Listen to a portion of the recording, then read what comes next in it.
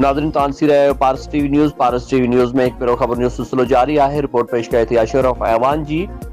बातली police गुजे इतला ते 12 चेक पोस्ट वटां कार की तलाशी दौरान किरोला कार में एक जणे बाबर मलाइक पठान के सुपारी और तुमाक के 22 कटन 500 तैयार थियल मैनपुरी नहीं उनमें इस्तेमाल थींदड़ नशी आवाज सामान समेत गिरफ्तार करने की दावा कई है।